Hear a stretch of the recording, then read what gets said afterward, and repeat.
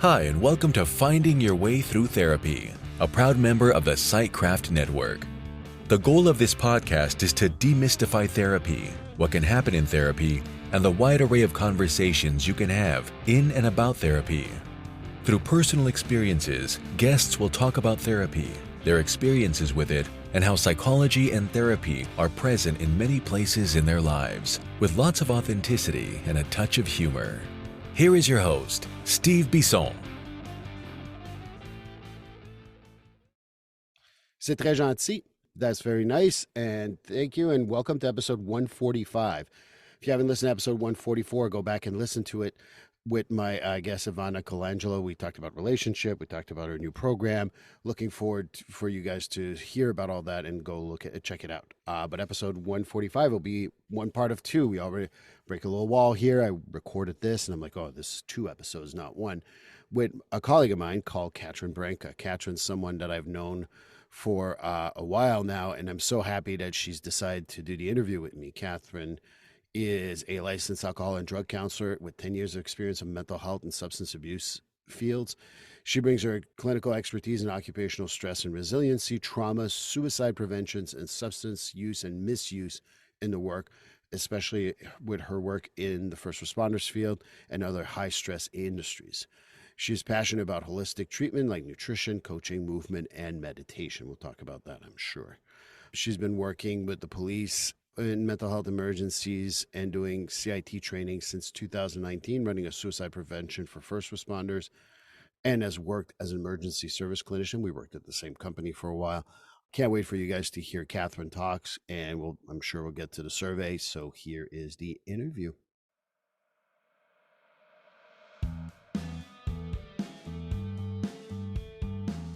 GetFree.ai. Yes, you've heard me talk about it previously in other episodes, but I'm going to talk about it again because GetFree.ai is just a great service.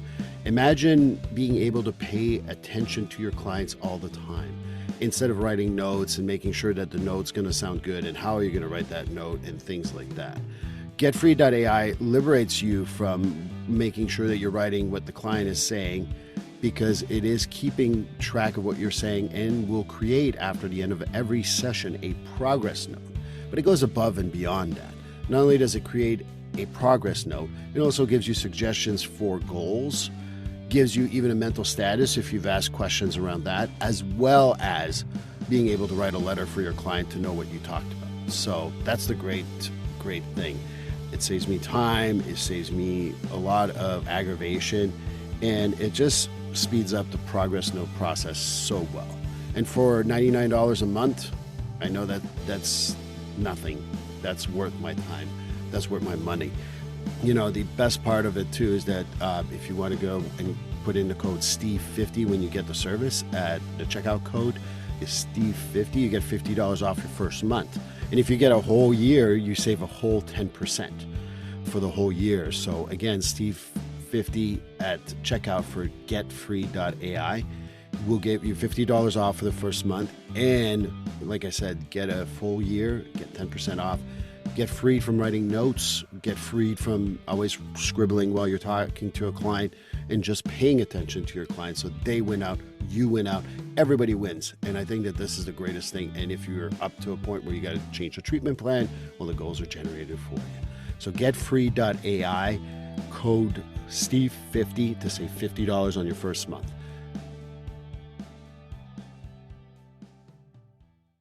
Well, hi, everyone, and welcome to episode 145 of Finding Your Way Through Therapy.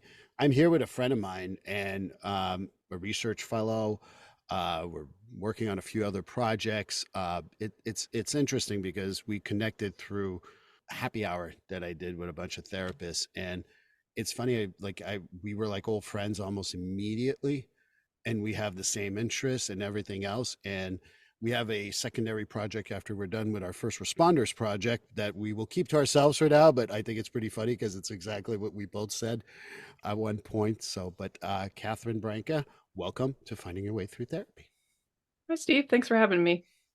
I hope I got your last name right. You got it. Yep. But you know, I introduced you as a friend. I consider you a friend, but obviously the audience might not know who you are. So maybe you should tell people a little bit about yourself. Yeah, absolutely. I consider you a friend too. So I appreciate the opportunity to be here. Thank you for having me.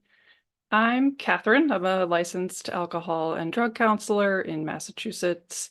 I started my career about 10 years ago in mental health and substance use, and that was at the State Prison for Women. So worked there for a while and then moved into a state-funded detox program, worked as an emergency services clinician for a couple of years. I know we both have that in our background, so I think we connect on that level too. And then moving into the first responder world, I started working as a co-response clinician with 4 different police departments in central Massachusetts, and then also ran a suicide prevention program for first responders and frontline workers. So, big part of my experience and background has been with that. And now I am working for a nonprofit doing substance use treatment and really helping people connect with treatment using their insurance benefits. So, that's primarily what I do now, but I also do some things I know we'll talk about more on the side too. Well, the other part I think that we connected really well on is the gallows humor, dark humor, whatever you want to call it, because I think that that's part of working as a crisis clinician personally and working with a bunch of first responders who are a little goofy and a little dark themselves. And yes, I said that. You can come and get me, guys. I'm right here. But I think that's the other part too that I absolutely love about our friendship because we can have that. There's no reaction in the good way. It's not like, oh my God, that's offensive or whatever. We won't be too offensive on this podcast, but that's the other part too that I really appreciate of our relationship because there's no like judgment, which really helps. Yeah, absolutely. I feel the same way. I think something I value a lot too is our, well, like honesty and transparency. So, feel the same way. And I'm going to share one more thing before we go on. We will talk about the research. I'm pretty sure about what we did with our first responders. But like I run my business alone, and Catherine's definitely a good colleague of mine, a friend of mine. And then she's like, "Hey, can I take over?" And she was almost apologetic to take over about the analysis. And I sent her the analysis. I apologize, it didn't work on it, but we were so damn polite with each other instead of saying the real things. Yeah, We got over that though, so that's really good. I know, right? It's like you put two therapists in conflict together, and it's like, You know, uh, and it's valuable for anyone who's listening that truly me and Catherine have a really good relationship. I don't have any doubt, but that got uncomfortable and we were both like, and then like overly like we were flowery and flowery. And one point we are like, we got to stop this. It's just like you want to do it and I don't have the time. It works out. Who gives a shit? yeah. But yeah, I appreciate that. I wanted to share that with the audience because it was funny because I always valued our honesty and suddenly we were like flowery and I'm like, what the hell is going on here? Yeah, we're like, let's cut to the shit and get to the point. Yeah, totally. So it's great to have those things work out really well. But, one of the standard questions of finding your way through therapy is, have you ever been in therapy? And I'm going to ask you that same question. Have you ever been in therapy? I have, yeah. So when I was 15, my aunt died, was killed in a car accident. So I have this whole mindset of like before and after moments. And for me, my life before when my aunt was alive was completely different, than when after and she was killed. And obviously being a teenager and going through different things and being like beginning high school at that age. So there was all kinds of other things going on. So then you throw this like massive traumatic grief on top of it, and it just like kind of messed up my world. And I needed therapy for a while, and it was something that was really, really helpful. And I've been recently too, I'm not currently in therapy, but about a couple of years ago, I went back for a while and just to work on some of the issues that had come up more in my adult life. And because of HIPAA, I can't share that you're my client. So it works out. I'm kidding. Perfect. Of course, I'm kidding. She is not my client. I'm just kidding. Well, I'm sorry to hear about your aunt, all joking aside. That's rough. I mean, 15, that's a tough time for a lot of transitions and losing someone's pretty hard. Yeah, thank you. I think too, going back to what you said about like the gallows humor, I think having that as part of your personality, it can almost help in some ways, like when you are facing things like that and different struggles in your life. Because I think without that as part of who I am, it might have been a different story. So, but thank you for saying that.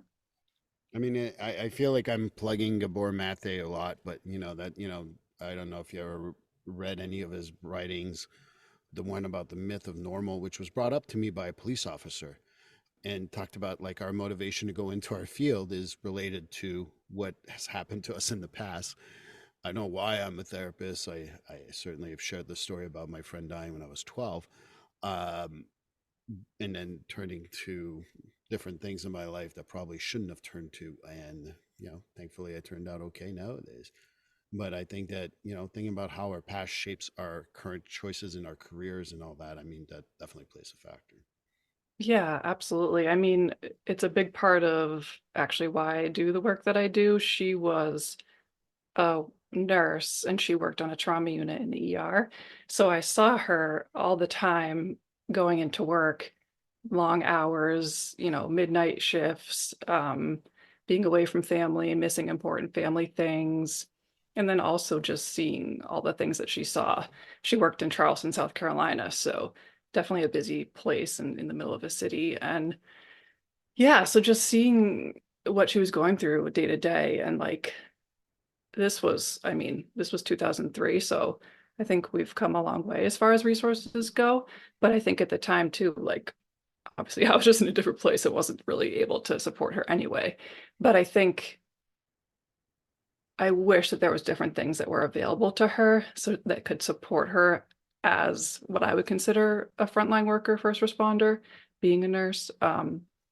So that's a huge part of why I do what I do, just to kind of honor her legacy and her spirit, because I really believe in the value of specialized support for those communities. I think that what we also have in common is considering our ER staff first responders. I think that people misunderstand that they are first responders. They might not be on scene, but they get the leftovers from the on scene, and that's not an easy task either. And I think that your aunt going through all that, you talk about vicarious trauma and compassion fatigue. It happens in the ERs as much as it happens with first responders, like we consider traditionally first responders, police and fire in particular. Yeah, absolutely. I think another thing we talk about a lot too is our emergency services clinicians and how that population may not be considered traditionally a first responder, but a lot of times you're walking into situations, especially if you're doing co-response work or even if you're working in the ER, that you're stationed there. I mean, you're seeing and hearing and being exposed to all kinds of things. I think I remember being in a call, I'll share this because I think it's a relevant story to what we do as even crisis clinicians as a co-response model. We pulled over some guy because he went to the ATM, left his kid in the car, and it wasn't a big dangerous area, but nonetheless not a very smart thing. But we got a call for someone, a jumper on the bridge on the main street in the town we were in. So my the police officer looks at me, goes, and if you can't see, I'm just rolling my fingers like, all right, let's wrap this up, Steve. So we got in the cruiser. I did write my note. I was right off we went to a call of someone who was a jumper. And that's for those people who have worked that field, they understand that that's normal. And until maybe not today, but some people are like, oh, that's really strange. You just went to that other call without writing a note and I'm like, yeah, that's just how we work. And that's how first responders work. And I'm not a first responder by any stretch other than being a crisis clinician. I think we can't forget that a lot of people don't understand necessarily that type of stuff that we do. Yeah, absolutely. And I mean, when you talk about that whole moving from one thing to the next, uh, especially thinking about if there's a really terrible call, for example, and it's something that the person, the police officer, the firefighter, the paramedic really identifies with on a personal level. And it's like, the middle of their shift, they still have 4, 5, 6 hours left after that. And I think we'll talk more about this, but that's why really having like tools in your tool belt in situations like that can be so helpful to avoid that like vicarious trauma and the effects of just ongoing difficult scenes and experiences. And let's also be very fair. And if anybody feels exposed here, I don't care. We had colleagues we know we could turn to and have those conversations of, hey, this fucked me up. and we had other colleagues, we definitely knew we could not say those words because it would be held against us. And to me, that's a disservice to anyone who works in our field. And I don't know if you've had that experience before, but I certainly had that experience. I knew I can go to XYZ, but I knew I can go to ABC when I'm having those thoughts and doubts, which is normal, by the way. It's just, Yeah, absolutely. I mean, I think there's always going to be certain people that you connect with more and that you feel more comfortable being vulnerable with. I mean, I'll be completely honest, that's not something that I'm very good at, being vulnerable and, sharing my feelings. And you would think being in the mental health field, that would be something I'm good at, and it's just not. So yeah, I think having people that you feel okay opening up to, like about things like that when you work as a crisis clinician or, a first responder is so, so important. and you also need to know who your audience is. I think having that person you can open up to. And I'm going to spare a little bit for our audience here to not hear the gallows humor I would have about, situations we've been in. But, like you got to have, you need to know, like I can turn to Catherine and say something about, some dark humor that she'll laugh and get where it's coming from for me to process, where other people would go, what? Totally. Yeah, it's so true. I mean, we've all had an experience where maybe something slipped out and it wasn't the right moment, and we're kind of like, oh shit, like not the right person, not the right place. So, absolutely. Dating an ER nurse, or she's no longer, she's more in charge now, but sometimes she's like, you go dark really fast. And I'm like, Yeah, it's zero to dark, like real quick. it's a way to survive shit. Absolutely. Agreed. But I joked around about Gabor Mate's book about why we do what we do.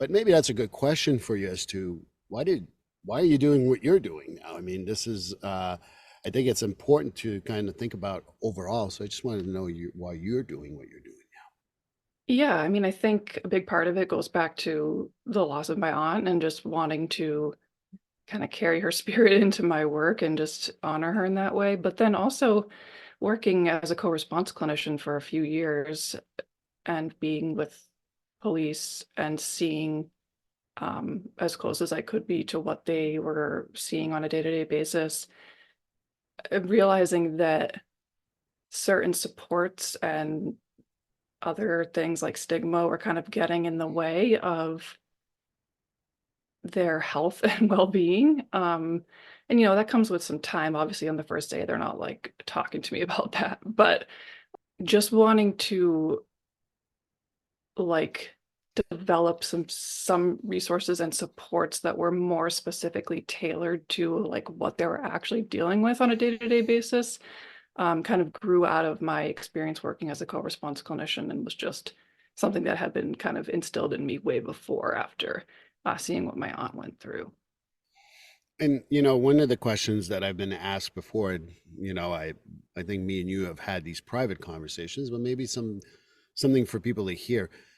Do you find that there's a difference between opening up to a female clinician than it is to open up to a male clinician? I think everybody's different.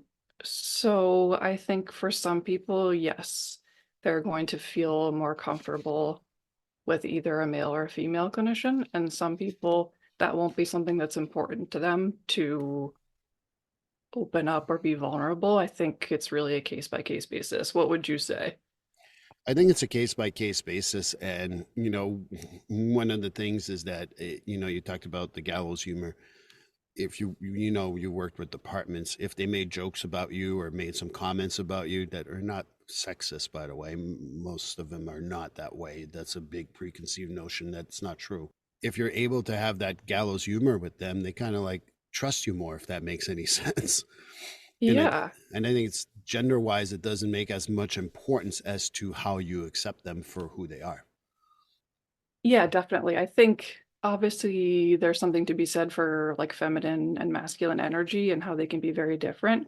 So some people may find it a bit easier to feel comfortable opening up in somebody who has more feminine energy. Maybe they come across as more kind of caring or more willing to hear or listen, whereas somebody else with a different energy that may not come across as well. So yeah, I think there's differences, but It's not to say that one's better than the other, right? It's just really what comes down to like how people connect and how they feel comfortable. And I think that that's part of the stigma that occurs too, right? I think that if you're, you open up to a male, there might be a different stigma than opening up to a female. And then there's implication that if you're opening up to a female, what those motivations are. I mean, those are stigmas that I see anyway within departments too. I don't know about you, but that's one of the stigmas that have you had that experience too, or? Yeah, no, absolutely. I think that stigma is unfortunately like such a complicated thing. And I think that's definitely part of it, right? Like the dynamic between two men opening up to each other about what they're struggling about may be completely different or may seem more threatening than maybe a man and a woman talking through something that they're going through. So yeah, I can see where you're coming from. I've definitely seen that stigma with some of the guys opening up to me and like, well, you're a dude, man, you get it. And I'm like, okay, I don't know how I'm a dude. But okay. And then some guys Yeah. like, oh, I shouldn't be saying that to you. I probably should be talking to a woman. I don't know where that comes from, but I could just go, all right, sure, why not?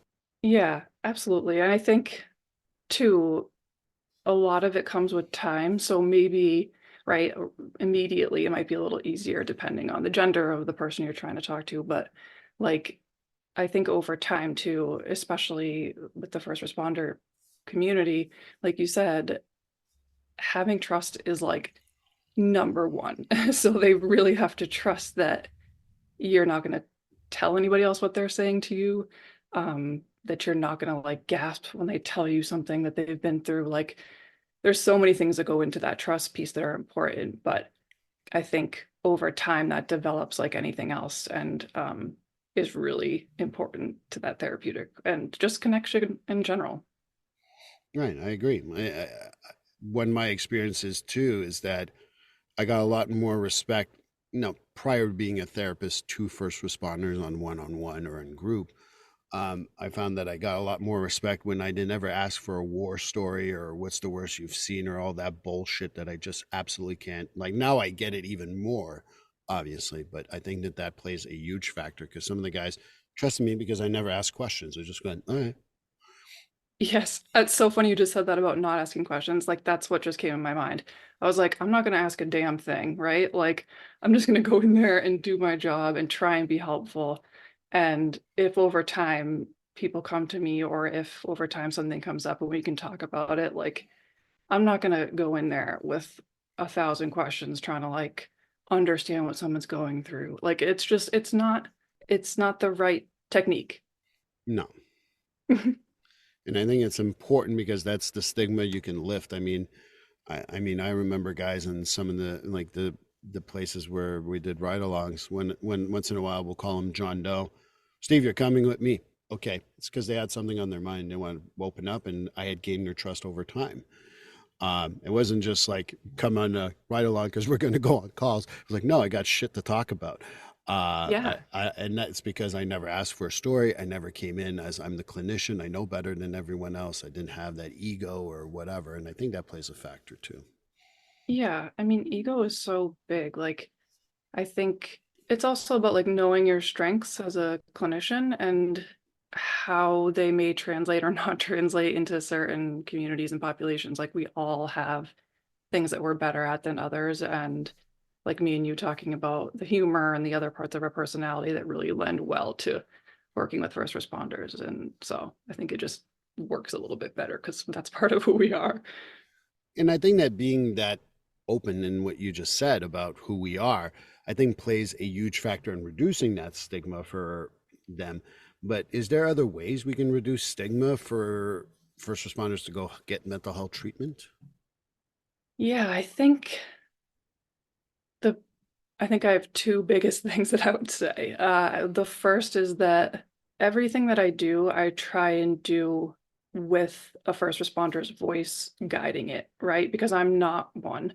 So even though I may have experiences where I was as close as you can get, or I worked as a crisis clinician, like still doesn't matter. I'm not Right. one.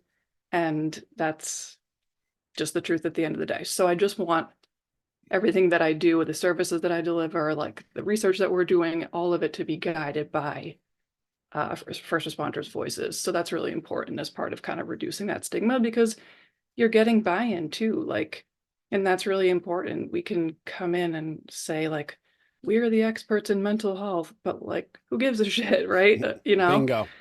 they're the experts in being a first responder. They're the experts in being in their own experience. So I always have that as like my guiding principle.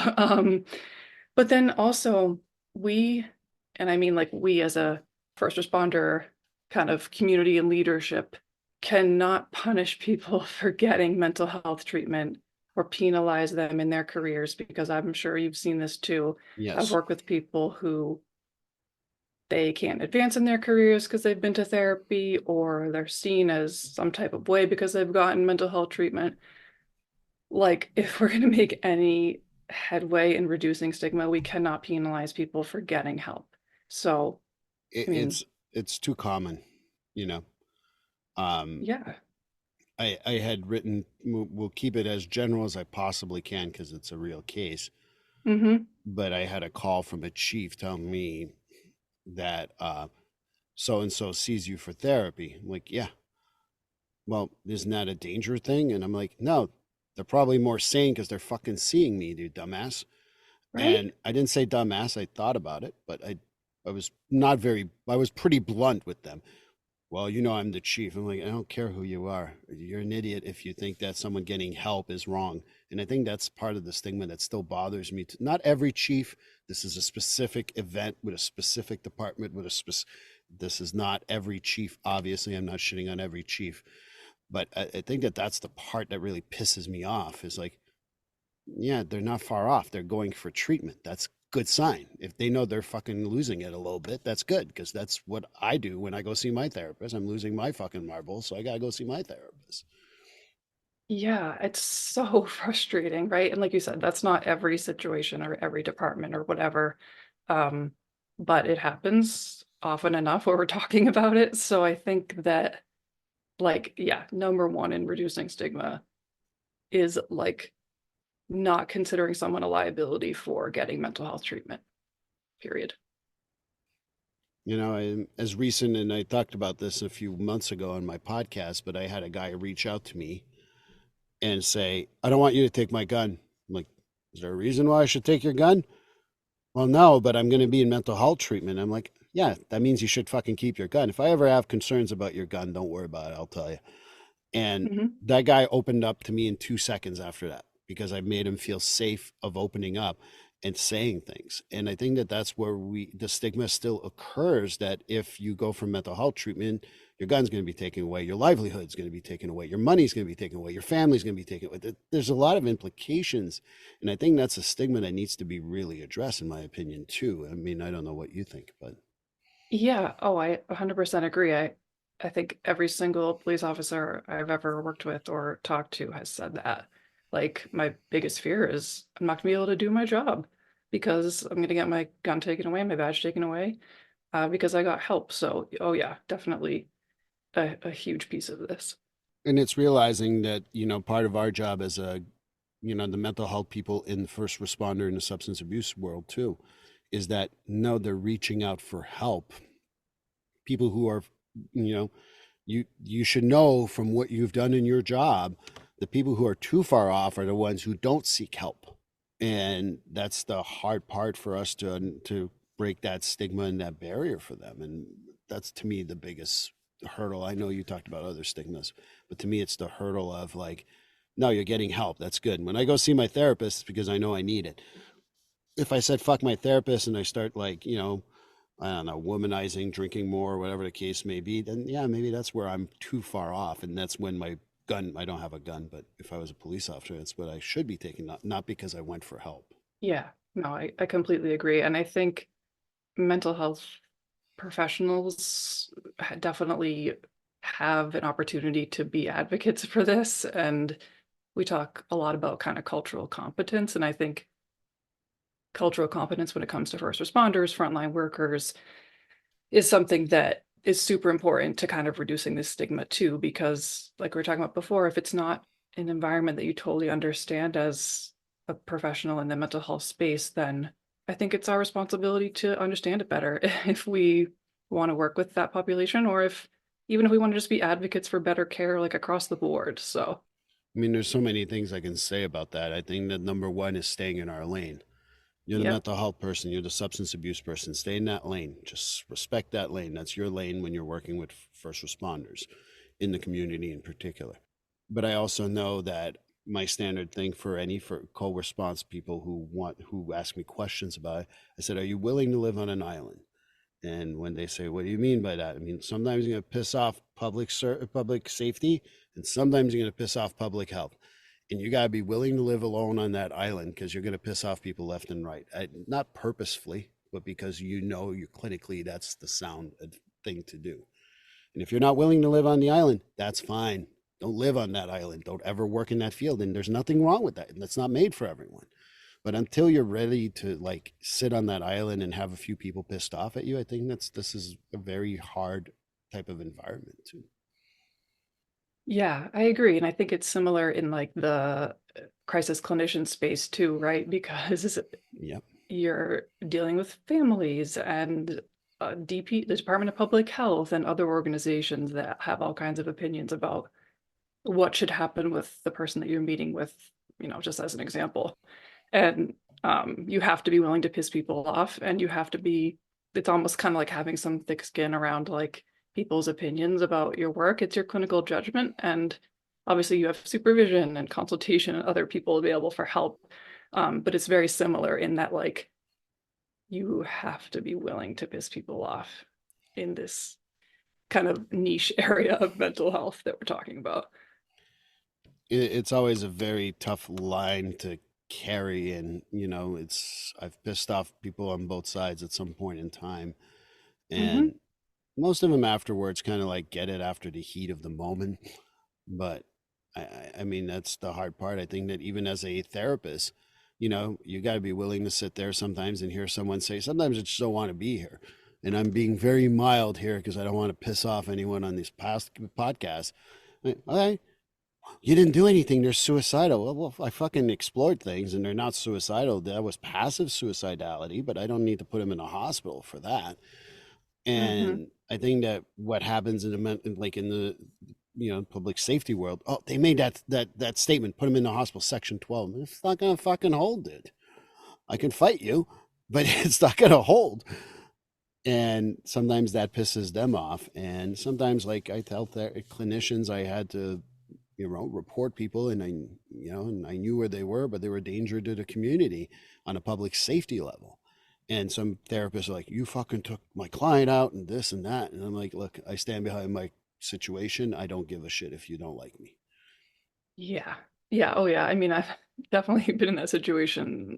I want to say like 100 times where somebody's upset with the decision that you made. And of course, that's not like what we want. We're not like going around trying to just piss people off. But I guess kind of our whole point is like, you have to be able to sit with the discomfort of other people when you truly believe what you're doing is in the best interest of whoever you're working with.